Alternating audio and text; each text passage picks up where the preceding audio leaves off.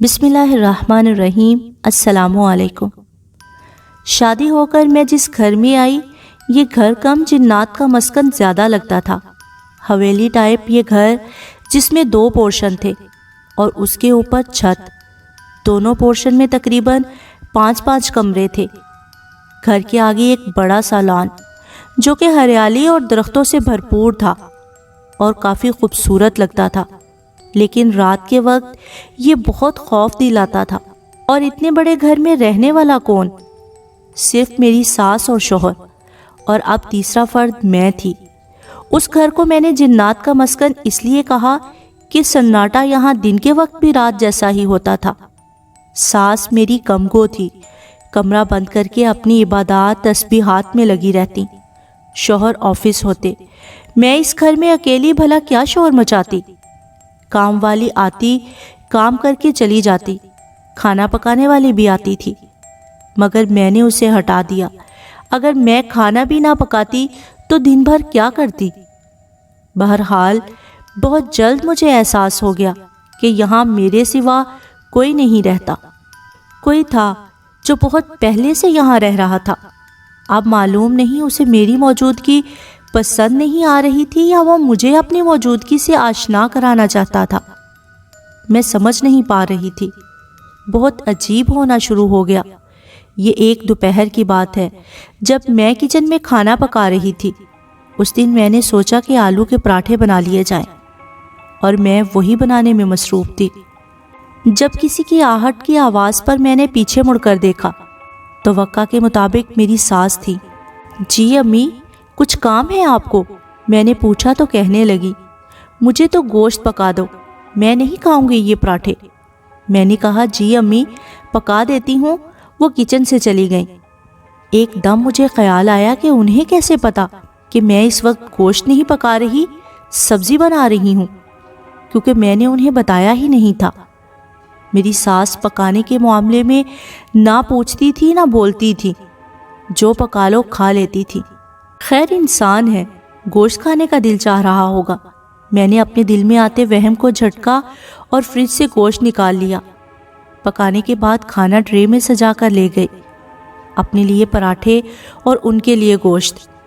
वो देखकर कहने लगी, मैं भी आलू के पराठे ही खा लेती।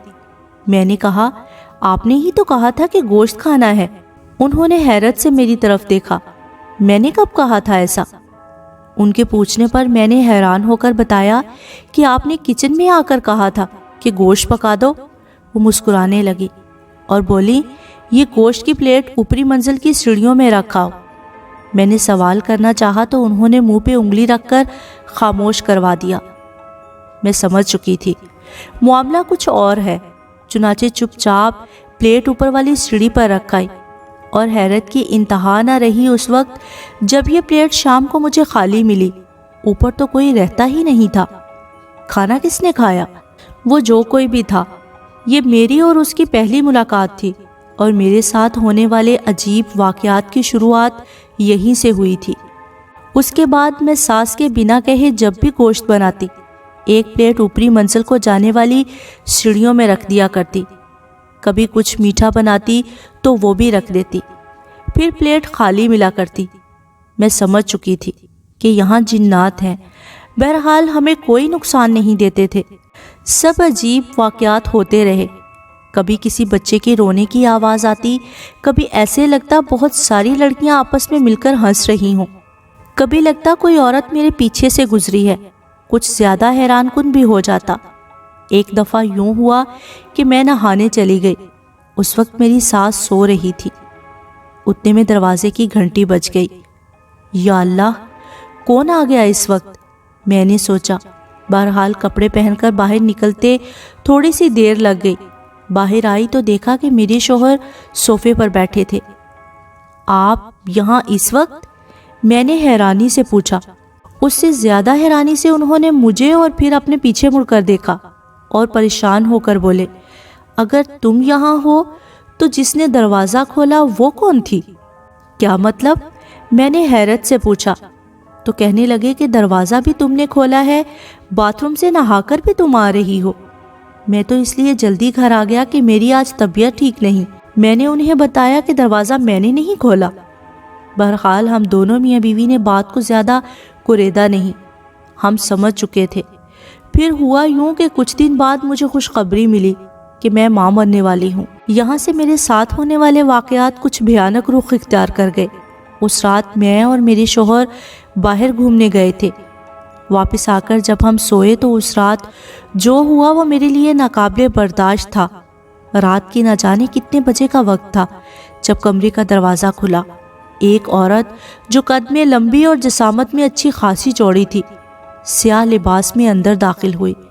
اس کے چہرے پہ بائیں گال پہ کھڈا سا تھا، جیسے کسی وقت میں شدید آگ لگنے سے کھال جھلس گئی ہو۔ اس کے ہاتھ میں کوئی نوکیلی سی چیز تھی، چاقو ٹائپ۔ وہ بیڈ پہ میرے پاس آ کے کھڑی ہو گئی۔ میں اسے دیکھ رہی تھی اور ایسے کہ میرا سارا جسم سن ہو چکا تھا۔ میں صرف اپنی آنکھوں کو حرکت دے سکتی تھی اور آنکھیں پھاڑے اسے دیکھ رہی تھی۔ اس عورت سے بڑی گندی بدبو اٹھ رہی تھی۔ اس نے ہاتھ بڑھا کر وہ نوکیلی چیز میرے دل پر رکھ دی اور پھر اسے چلاتی ہوئی میرے پیٹ تک لے آئی۔ پھر اس نے ہاتھ ہوا میں ایسے اٹھایا جیسے وہ چیز میرے پیٹ میں گھونپ دی گئی۔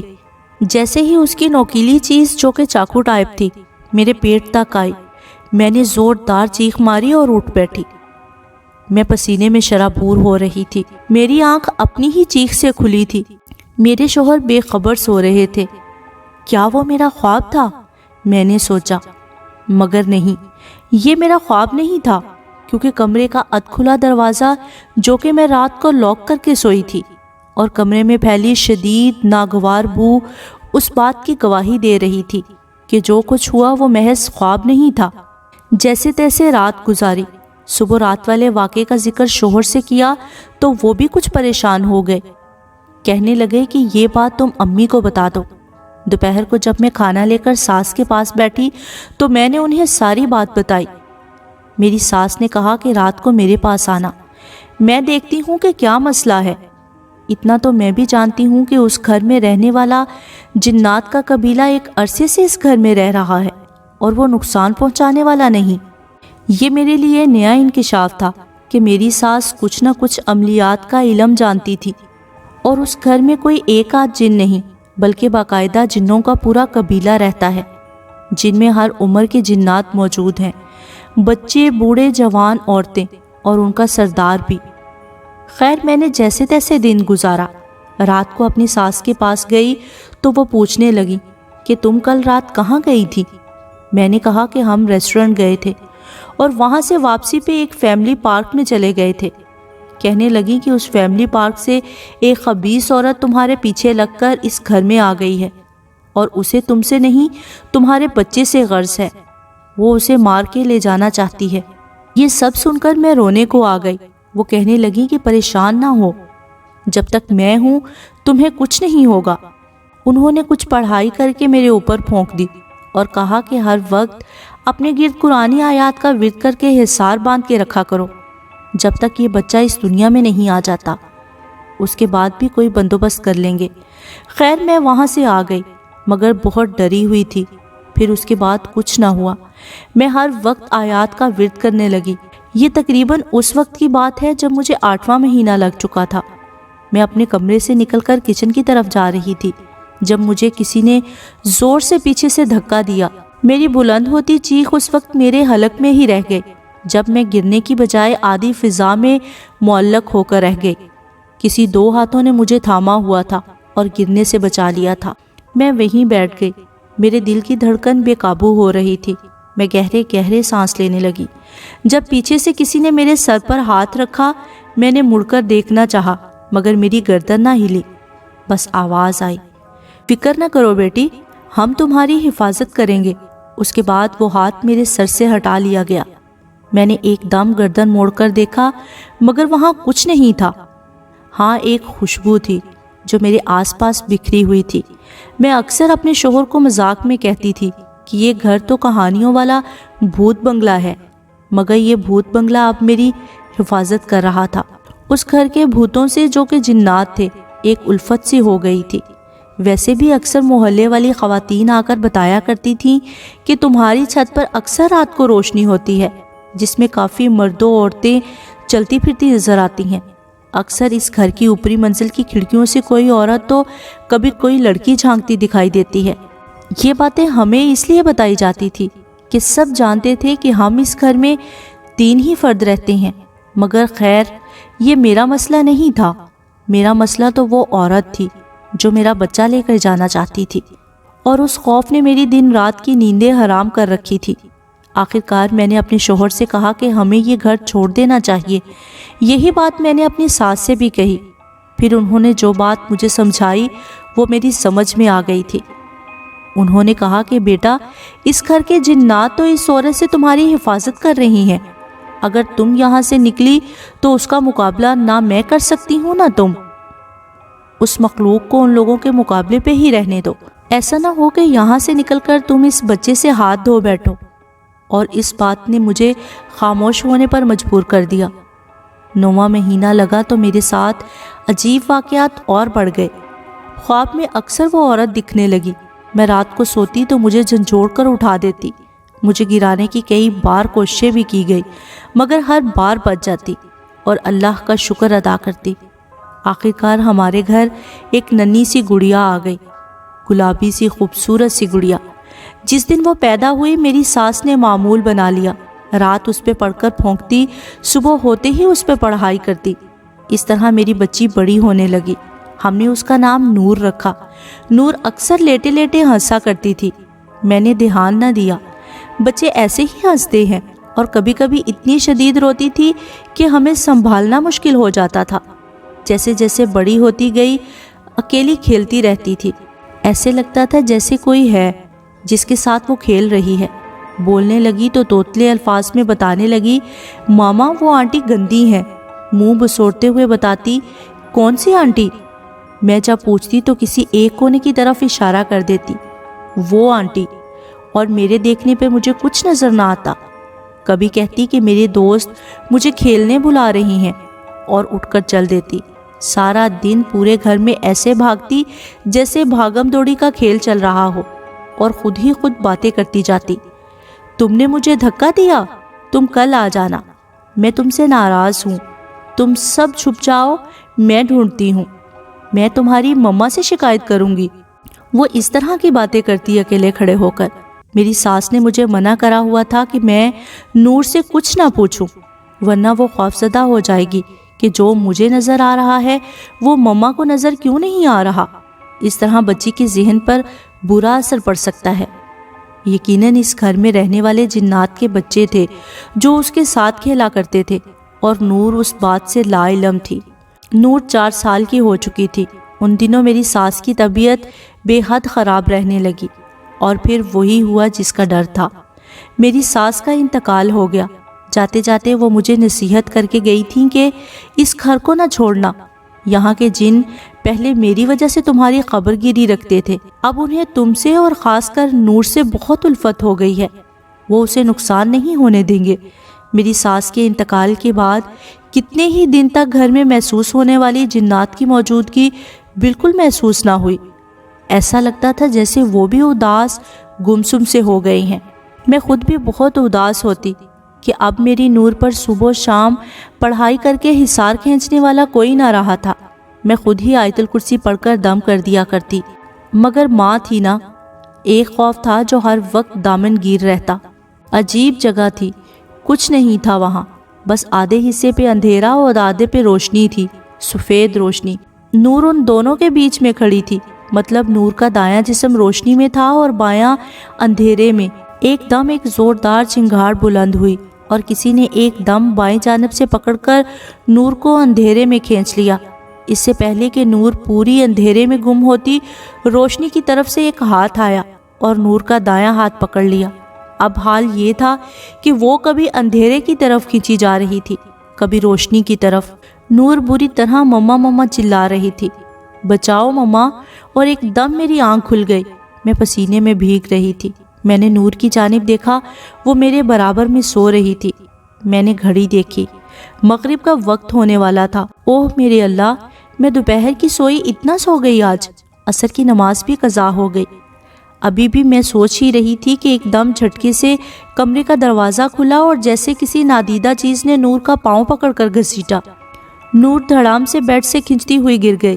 میری چیخیں نکل گئی۔ اس سے پہلے کہ میں نور کو پکڑتی، کسی نے اس کی ٹانگ پکڑ کر کھینچی اور اب وہ زمین پر گھسٹتی ہوئی کمرے سے باہر جا رہی تھی۔ کوئی اسے گھسیٹ رہا تھا اور نور بری طرح چلا رہی تھی۔ میں نور کے پیچھے بھاگی۔ وہ اب صحن میں آ چکی تھی۔ اب حال یہ تھا کہ نور آگے گھسٹتی جا رہی تھی اور روتی جا رہی تھی، اور اس کی ٹانگ ہوا میں معلق تھی اور اس کے پیچھے میں بھاگ رہی تھی۔ پھر ایسے لگا جیسے کسی چیز سے ٹکرا گئی یا کوئی چیز مجھے ماری گئی ہے۔ میں دھڑام سے زمین پر گری۔ میری بند ہوتی آنکھوں نے جو آخری منظر دیکھا، میری نور زمین پر گھسٹتی ہوئی لان میں کھلنے والے دروازے کی طرف جا رہی تھی۔ اس کے بعد میری آنکھوں کے آگے اندھیرا چھا گیا۔ میں بھاگتی جا رہی تھی، بھاگتی ہی جا رہی تھی۔ میرے پیروں میں نوکیلے پتھر چبھ رہے تھے۔ نہ جانے کیسی جگہ تھی، اندھیرے کے سوا کچھ نہیں تھا۔ پیروں سے سیال مادہ بہہ رہا تھا، چکنا چکنا سا، شاید خون تھا، مگر مجھے پرواہ نہیں تھی۔ اس وقت میرے دماغ میں صرف نور سوار تھی۔ نور، نور، ہائے کوئی میری بچی لا دو۔ میں چیختی چلاتی ادھر سے ادھر بھاگ رہی تھی۔ بھاگتے بھاگتے ایک جگہ رک گئی۔ میری نور مجھ سے بہت دور لیٹی ہوئی تھی۔ میں گرتے پڑتے اس کے پاس پہنچی۔ نور، میں نے اسے ہلایا، کوئی حرکت نہ ہوئی۔ نور، میں نے ناک کے پاس ہاتھ لے جا کر سانس چیک کی، سانس بند تھی۔ میرا دل بند ہونے لگا۔ نور، میں اسے بری طرح جھنجھوڑنے لگی۔ مما، ایک دم آواز ابھری۔ میں نے سر اٹھا کر دیکھا، نور کے جسم سے کچھ فاصلے پہ ہی نور ہی کھڑی تھی۔ میں حیران اسے ہی دیکھ رہی تھی کہ نور کے پیچھے سے وہی عورت نکلی جو اسے لے جانا چاہتی تھی۔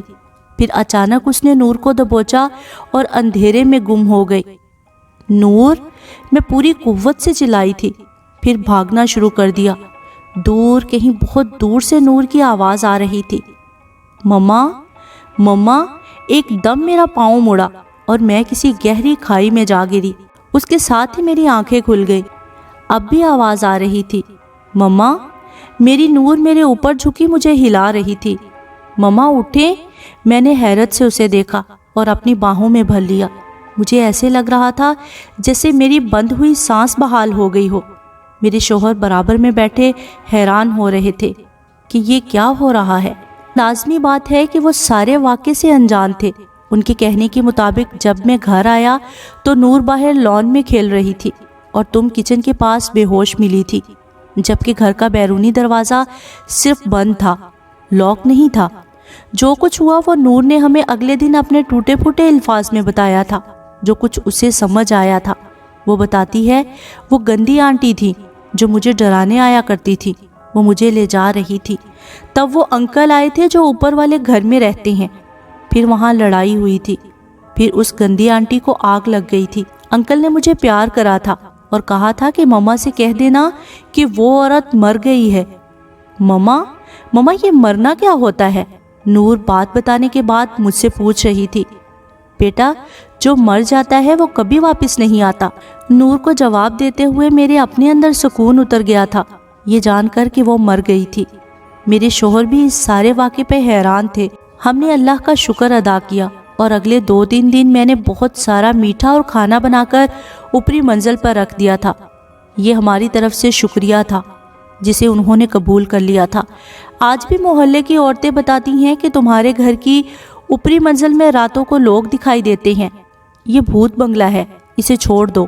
مگر میں اس بھوت بنگلے کو کبھی نہیں چھوڑوں گی، کیونکہ مجھے اور میرے شوہر اور بیٹی کو اس بھوت بنگلے سے اور یہاں کے بھوتوں سے بے حد پیار ہے۔